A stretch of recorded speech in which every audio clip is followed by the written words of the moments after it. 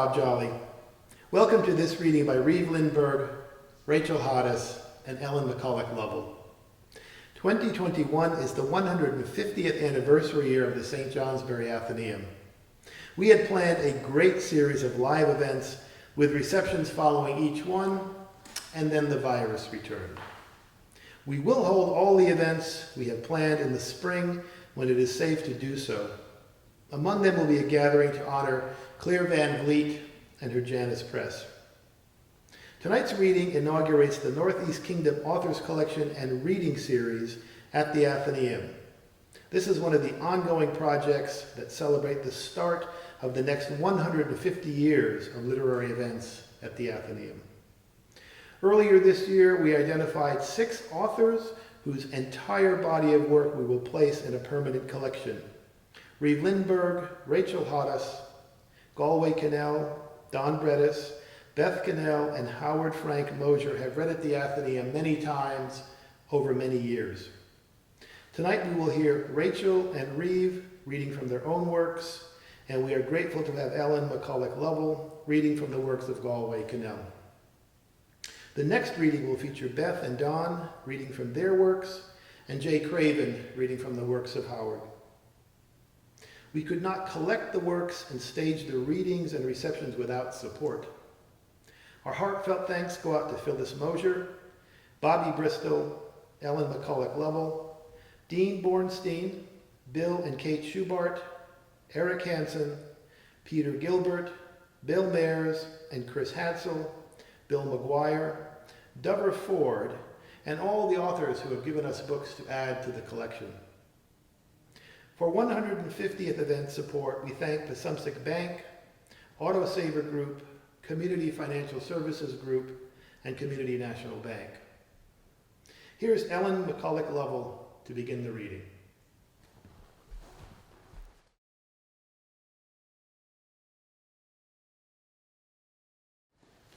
The road between here and there. Here I heard the snorting of hogs trying to re-enter the under-earth. Here I came into the curve, too fast, on ice, touched the brake pedal, and sailed into the pasture. Here I stopped the car and snoozed while 2 small children crawled all over me. Here I read Moby Dick, skipping big chunks, skimming others in a single day, while Maud and Fergus fished. Here I abandoned the car because of a clonk in the motor and hitchhiked, which in those days in Vermont meant walking the whole way with a limp, all the way to a garage where I passed the afternoon with ex-loggers who had stopped by to oil the joints of their artificial limbs and talk. Here, a barn burned down to the snow. Friction, one of the loggers said. Friction? Yep, the mortgage rubbing up against the insurance policy. Here I went 80, but I was in no danger of arrest, for I was blessed speeding, trying to get home to see my children before they slept. Here I bought speckled brown eggs with bits of straw shitted to them. Here I brought home in the back seat 2 piglets who rummaged around inside the burlap sack like pregnancy itself. Here I heard again on the car radio a Handel concerto transcribed for harp and lute, which Inez played to me the first time, making me want to drive after it and hear it forever. Here I sat on a boulder by the winter steaming river and put my head in my hands and considered time, which is next to nothing, merely what vanishes, and yet can make one's elbows nearly pierce one's thighs. Here I forgot how to sing in the old way and listened to the frogs at dusk. Here the local fortune teller took my hand and said, "What is still possible is inspired work, faithfulness to a few, and a last love, which being last will be like looking up and seen the parachute turning into a shower of gold. Here is the chimney standing by itself and falling down, which tells you you approach the end of the road between here and there. And here I arrive there. Here I must turn around and go back, and on the way back, look carefully to left and to right, for when the spaces along the road between here and there are all used up, that's it. And sections 7, 9, and 10 of When One Has Lived a Long Time Alone. When one has lived a long time alone, one likes alike the pig, who brooks no deferment of gratification, and the porcupine, or thorned pig, who enters the cellar, but not the house itself, because of eating down the cellar stairs on the way up.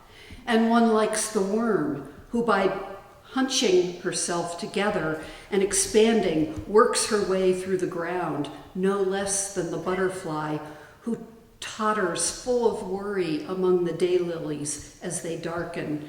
And more one finds one likes any other species better than one's own, which has gone amok, making one self-estranged when one has lived a long time alone. When one has lived a long time alone, and the hermit thrush calls, and there is an answer, and the bullfrog head half out of the water utters the cantillations he sang in his first spring, and the snake lowers himself over the threshold and creeps away among the stones, one sees they all live to mate with their kind.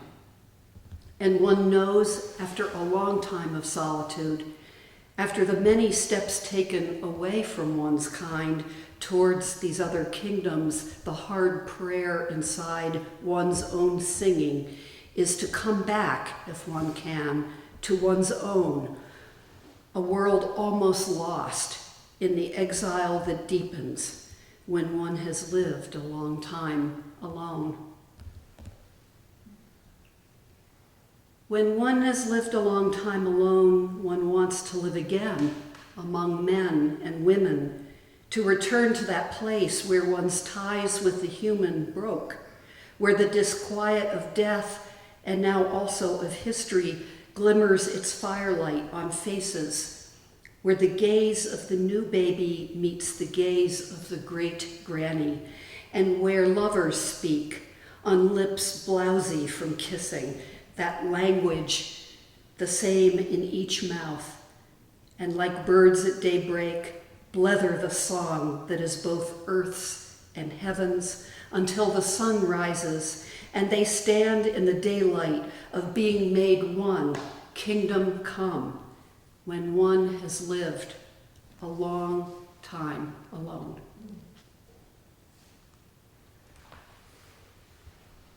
And lastly, promissory note. If I die before you, which is all but certain, then in the moment before you will see me become someone dead, in a transformation as quick as a shooting star's, I will cross over into you and ask you to carry not only your own memories, but mine too, until you too lie down and erase us both together into oblivion.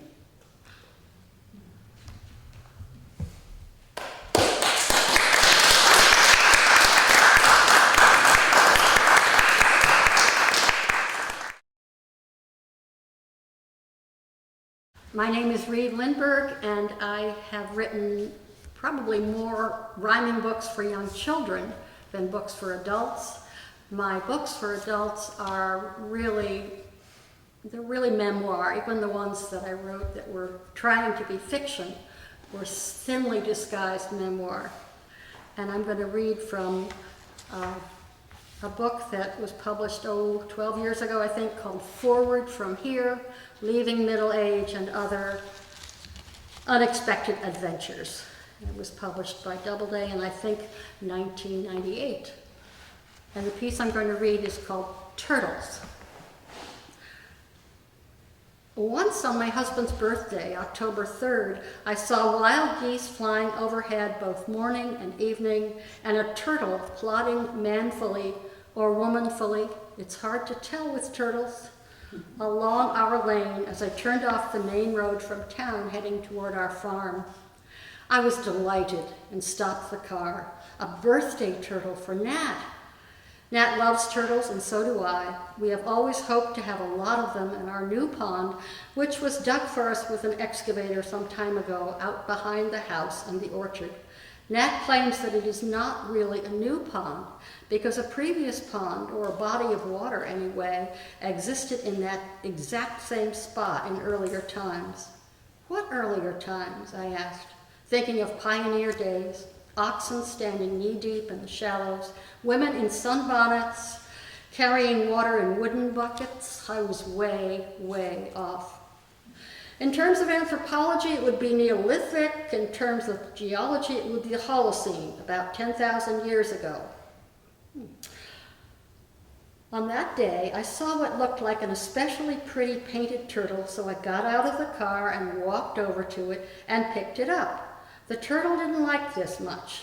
It drew in its head and waved its 4 delicate little turtle feet in the air in protest as I lifted it into the car. When I set it down on the seat next to me, the feet disappeared too. I looked reproachfully at the hole where the turtle's head had recently been. I told it that this was a good thing.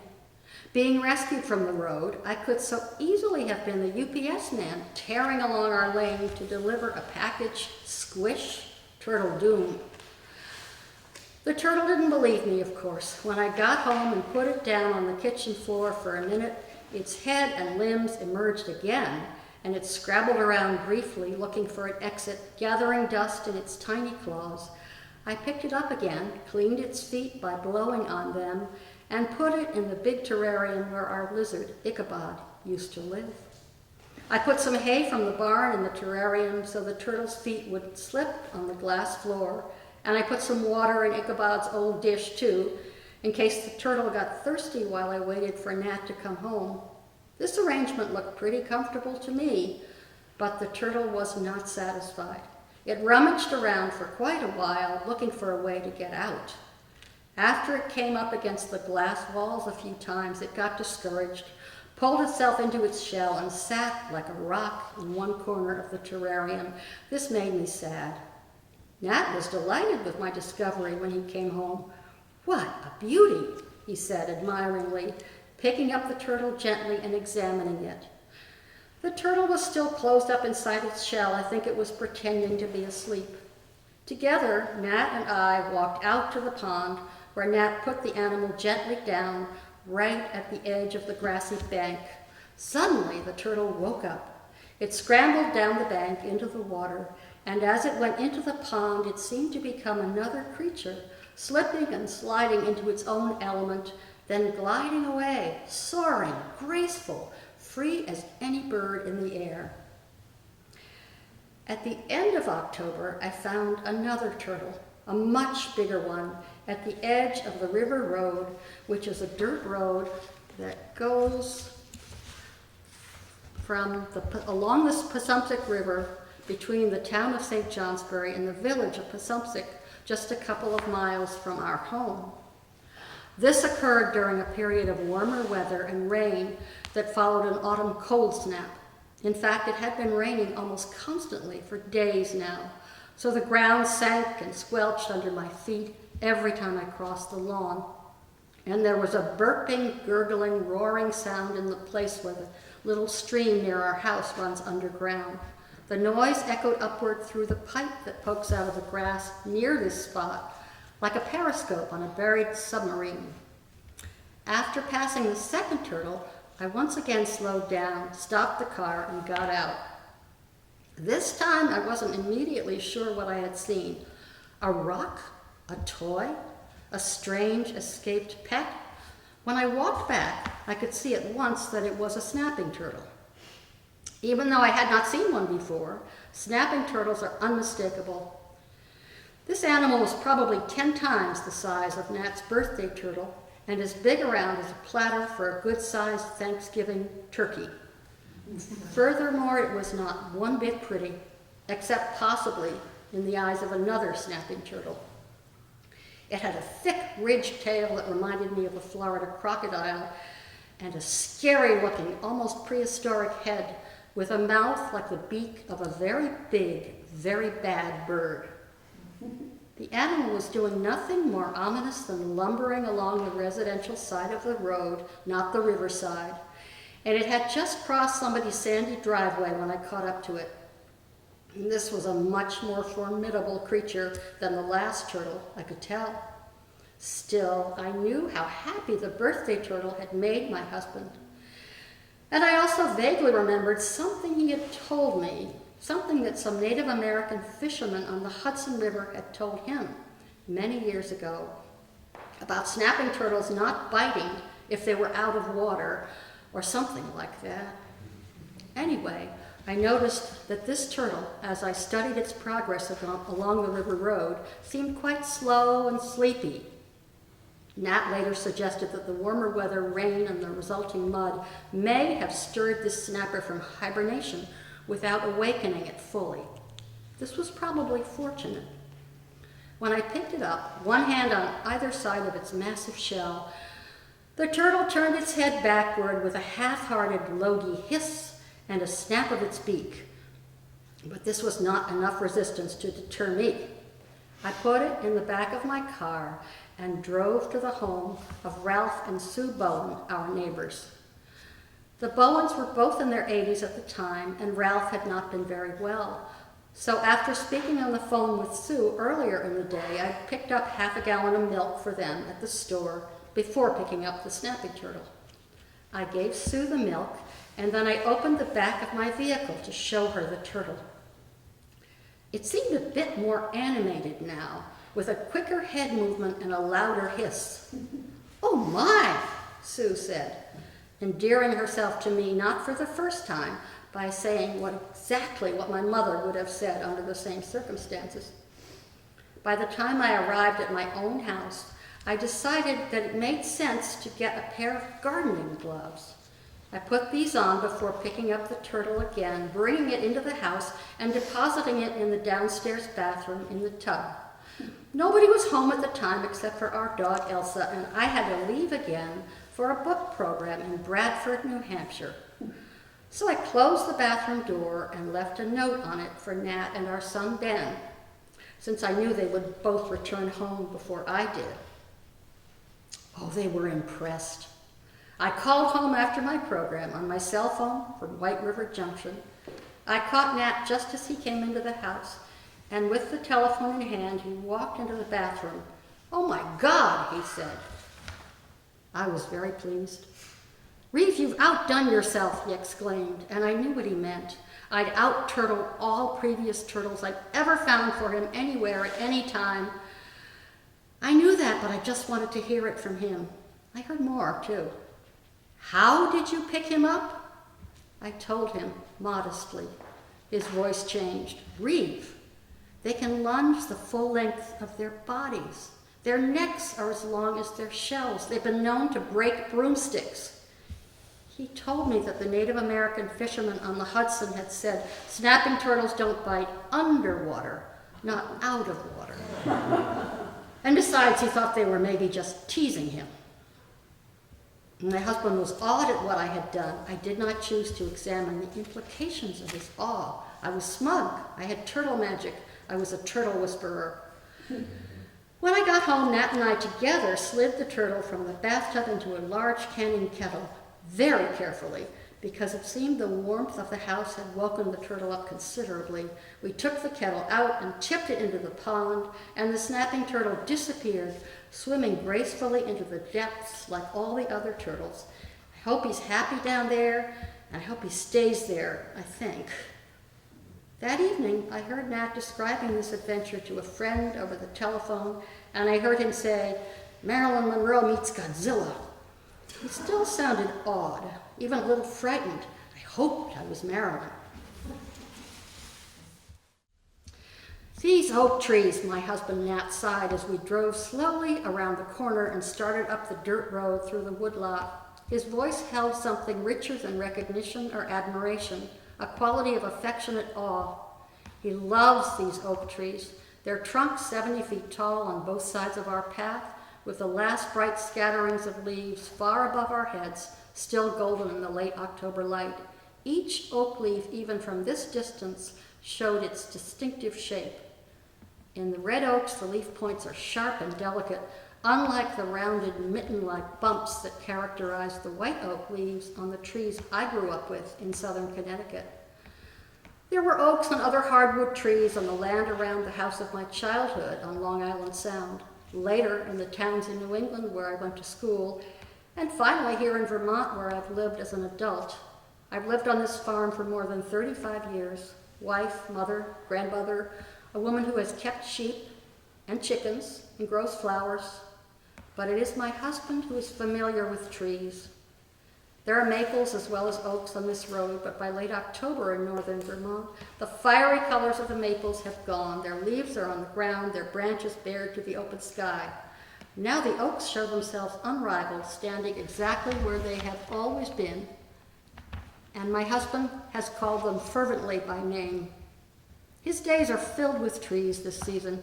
Every morning, he goes up to the woodlot with the tools for making firewood, the chainsaw for cutting down carefully selected trees, the axe, a splitting maul and wedges for chopping, cutting, and splitting the logs into smaller sections, and a peavey, my favorite tool in the collection, and one familiar to loggers for 100 years.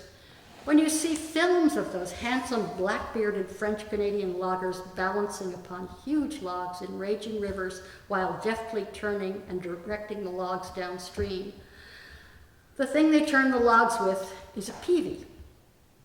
Most important to Nat, though, is the old Ford tractor with a winch at back for hauling felled trees out of the woods after his chainsaw has lopped off any branches that might tangle. Here, he will turn the log into a pile of split firewood. It won't be this year's firewood, but next year's, and it may even be designated for the year after that.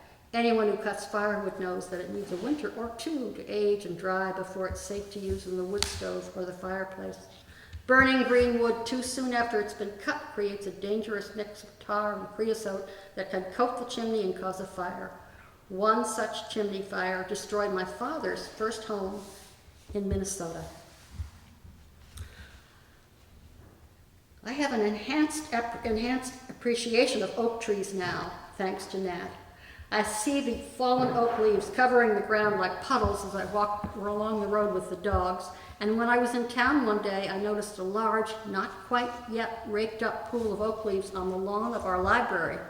There was a boy about 10 years old sitting in the deepest part of the pile, his legs completely covered, his arms flailing in an effort to keep the whirls and swarms and eddies of oak leaves flying above him in the crisp air. I love making piles of leaves with my rake, as if sweeping the lawn with a tin-tined broom.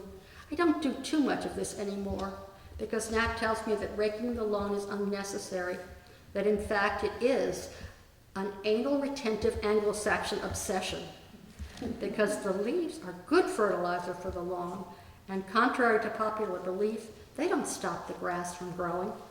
Still, it's nice to have my garden clear, and I enjoy picking up big clumps of maple leaves in that gardener's embrace where the rake holds one side of the clump and my arm holds the other side, and I smell the wet earth smell as I take them to the heap of garden miscellany under the big lilac bush on the far side of the driveway. This is the place where weeds and sticks and tired, potless, potted plants go to rest, and I fondly hope to recycle themselves into further organic usefulness. The leaves I rake are from 2 ancient maple trees standing on the lawn between the front door and the smaller of two ponds on the property not far from the driveway. The maple trees originally bordered a road that went right by the house, an early path followed by early settlers, and an Indian trail before the settlers arrived. My husband found several enormous stumps along the same path when he first came to the farm and is sure that these maples must have been planted by the settlers, with our two the last surviving trees in the row. Okay.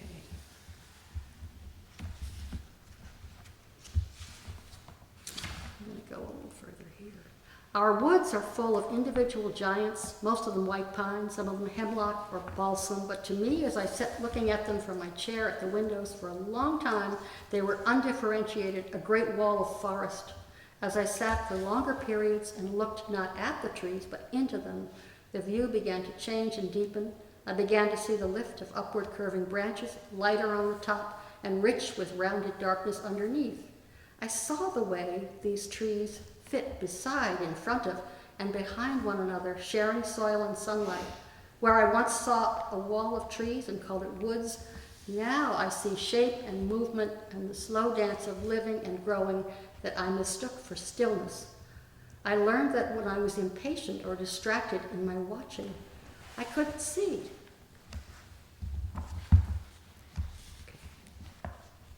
Come out and look at some lumber, Nat said to me late in the fall. I went out to the driveway and looked at a pile of boards in the back of his pickup truck. He pulled out one board and showed it to me, pointing out the warm, almost rosy color and the pattern made by the annual growth rings. What I saw looked like the watery background in a Japanese print, a representation of liquid moving outward in ripples across the surface of the wood. All this picture needed was a little tree rendered in a few deft strokes of ink and maybe a long-necked wading crane. What is it? I asked. It's cherry, he told me. He explained that these boards came from a deep forest cherry tree he cut down years ago.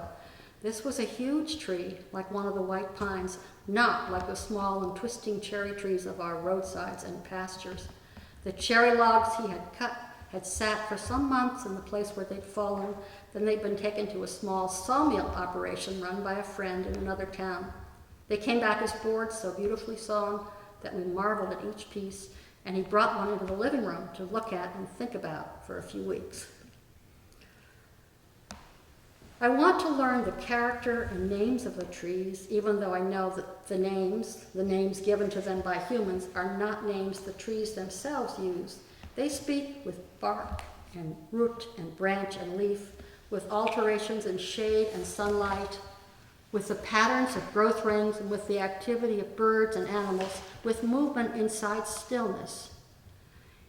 Even if the names we have given them aren't their true names, it's good to speak the names, even just in my mind as I watch them and honor them, these apple and cherry orchard of farm and pasture, these maples at the edge of the road and in the woods, the white pine and fir and spruce in the forest, willows by the pond, these birches and beeches and oaks, these trees.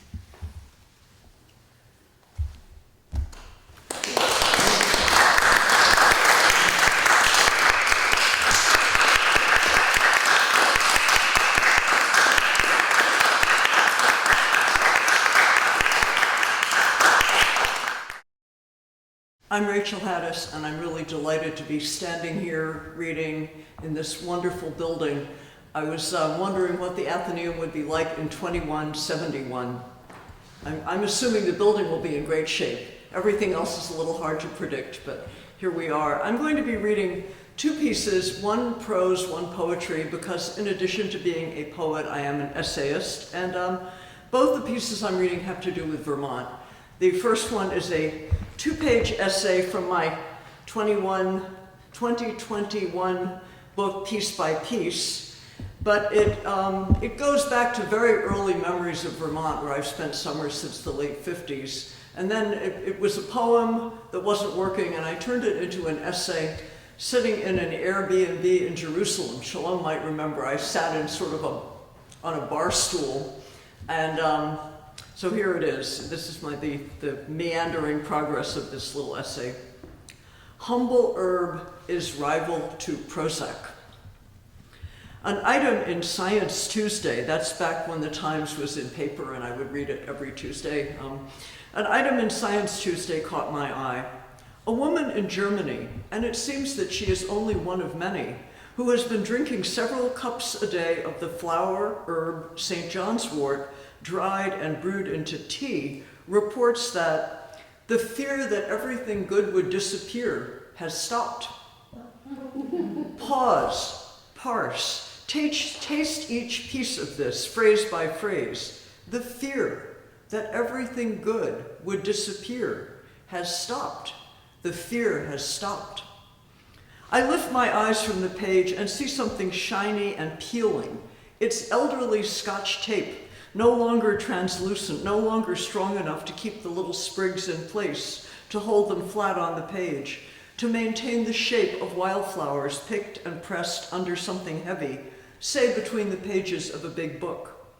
Not pressed quite long enough to be really flat as the maple leaf I found when I paged through an old Bible we'd bought at an auction somewhere.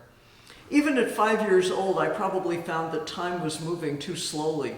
Those flowers must be all pressed flat by now. Maybe I scooped the pressed flower out before it was wholly flattened, but it's hard to flatten out a flower. Pressed anyway, and dried, and then taped into the pages of a smallish spiral notebook which bulges with its cargo of flower after flower.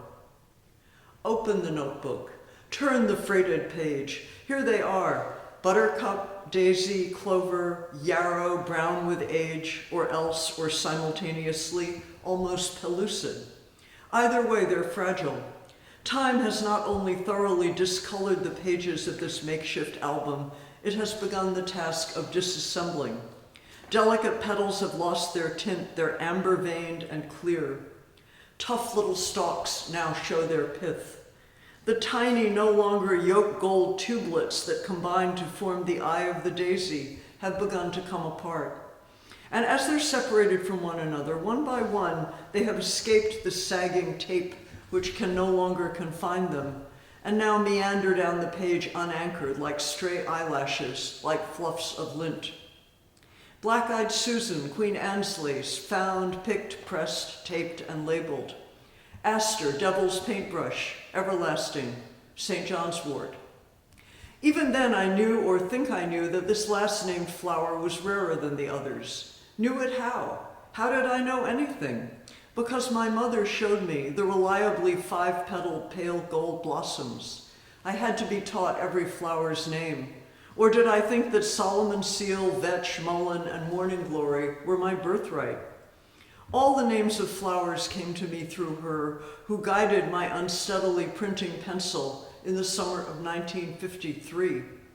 Her death in 1992 didn't make me fear that everything good would disappear. It teaches me, if anything, a lesson I must relearn each year, a lesson of renewable epiphany, of the cycle of loss, recovery, loss, recovery. The loss is inevitable, and the recovery, its provenance isn't always so predictable. The little notebook, its pages and IE's greenish tint, with my staggering penciled captions labeling every blessed thing, each flower picked and pressed and taped down to the page, contains more than specimens of wildflowers from a Vermont meadow. It encloses the first summer I remember. My mother's full skirts, longish, well below the knee, their cotton prints, the florals and batiks I can still see clearly.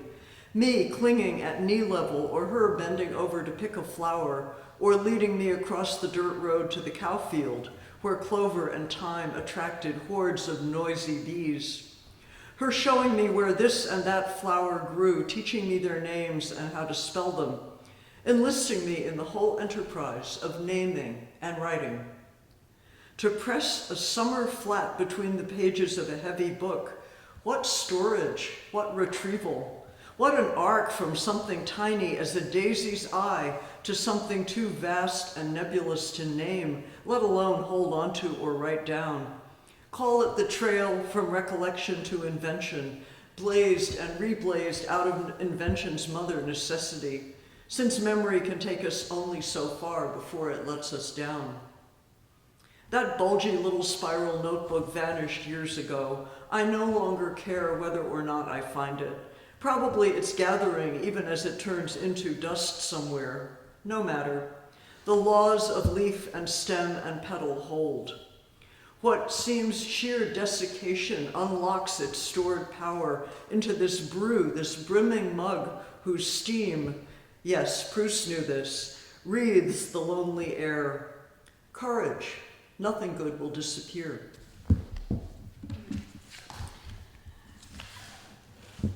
And this is a poem called The Domes of the Yosemite, written in the summer of 19, I keep wanting to say 19, which shows how ancient I am, 2017, which was the summer, I believe, that the painting was removed and sent off for conservation. Good, I got that right.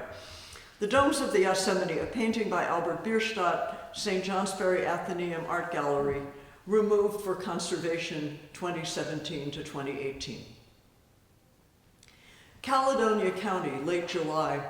I was pondering yesterday, it was a sleepy afternoon, affording reverie lots of room, this state, this county, and this town, and thinking further, zeroing in our hybrid library museum, the St. Johnsbury Athenaeum, and zooming even closer, the cynosure of its gallery, the Domes of the Yosemite, now about to be extracted, a good intention at last enacted. From the wall, it's graced with ease since the 1870s, to be trucked off for restoration. Neighbors paid for this conservation, and their generosity pays homage to metonymy. This painting means St. Johnsbury. Plenty of art here is on display, has been since 1873, but Bierstadt's domes, its cliffs and sky, not only draws and fills the eye, but organizes all the space around it, pulls us into place. In the calm vista of this vast canvas, the present and the past coexist in harmony, without pretense, with dignity.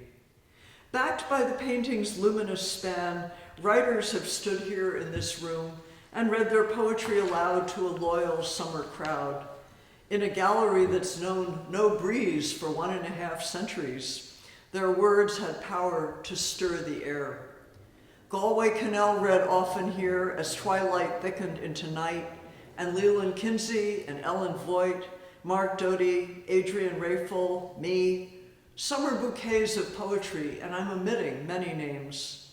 Here in Vermont are several homes. We stood in front of Bierstadt's domes and took for granted that the scene would share its subtle and serene aura with us from that back wall, would shed its beauty on us all, casting a spell on every line enriched by Bierstadt's grand design. So, when the Domes returns next year, may its cleansing help make clear the play of light and shade, give scope for fresh perceptions. That's the hope, that each old friend and each new guest can look, compare, imagine, rest in the rinsed vastness of this scene, landscape where few of us have been. Restoring it will help us see those waterfalls, that pearly sky, but conservation cannot change this painting's nature, vast and strange, drenched in light yet hardly cheerful, moody, portentous yet not fearful, familiar yet exempt from time, awe-inspiring and sublime. Bierstadt's domes, majestic far, draws us away from where we are on Main Street in St. Johnsbury, late afternoon, one cool July. Even as the painting pulls us back and keeps our restless minds on track by virtue of simply holding still and letting gazers gaze our fill. A massive magnet for attention, the canvas holds us in suspension, or held us once and will again when it returns to this tall room in the St. Johnsbury Athenaeum, where it will be welcomed home.